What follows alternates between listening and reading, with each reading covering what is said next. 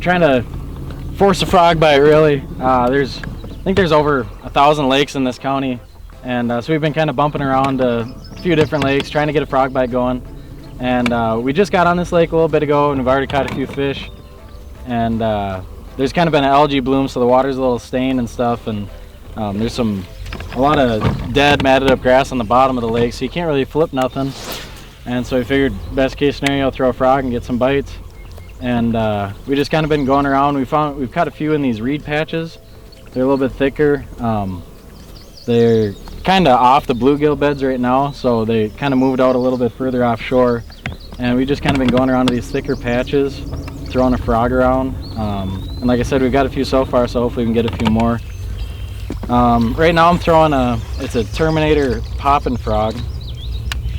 And so there's basically two different types of frogs. So the popping frog, it's got a little cupped lip in there. And then the walking ones just have a kind of like a beveled belly on it, so it can walk a little bit easier. But I like throwing a popping frog kind of in open water like this, not in pads and stuff, just because it throws a little bit more water and can kind of call the fish in from a little bit further away. Just a little bit different presentation. You can still walk them just fine. And then with colors, right now I'm just throwing a white one. It's kind of overcast sky. I usually don't get too fixated on the colors, especially with topwater. White's probably my go-to color, just because with it being white, a bright top on it, you can see it when they got the frog in their mouth if they get it. A lot of times if you throw like a dark one, a black or a brown, and you make a castaway out there and they might swirl on it and you don't know if they got it or not. Especially with how it's been lately, they're not really choking it all that good, so you kind of got to wait and feel for them.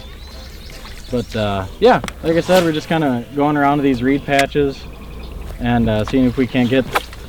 There's one right there actually. Like I said, just right on the reed patches, kind of starting to move out a little bit.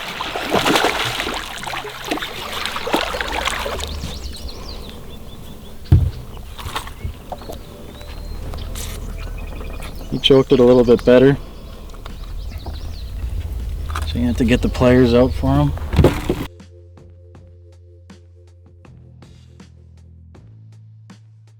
So yeah, like I said, just kind of going around doing a little frog fishing, see if we can't get a few more of these. We'll keep it going.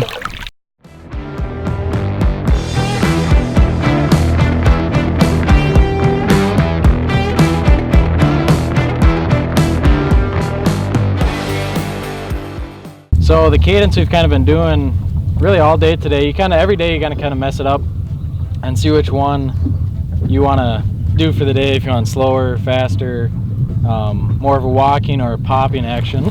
There's one right there. So like I was saying, we've kind of been walking it pretty slow. They're getting a little finicky, and I'll try and walk it a little bit harder so it stays in one spot. There's a nice nun. But just slowly walking it back to the boat. Occasionally I'll pause it when the frog gets to like the end of the reed patch, just kind of the tip of it, kind of a high percentage area where the fish might be. Just gives them another second to look at it, see if they want it or not. But just a steady retrieve. The way you walk it is you pretty much just pop your rod and you put some slack in the line. You bring your rod tip up every time so there's slack in it. That allows the front of the bait to move back and forth. And then the weight is in the end of the bait, so it kind of keeps the end in the same spot, letting the front part to walk back and forth. Like I said, just kind of keeps it in the strike zone a little bit longer. And you kind of mess around with it every day to see if you want more of a walking, popping, faster, slower. Kind of all part of the puzzle of fishing. So all right guys, so we're gonna kind of wrap it up for today. Had a fun day frog fishing. That's one of my favorite ways to fish, especially with summertime coming around.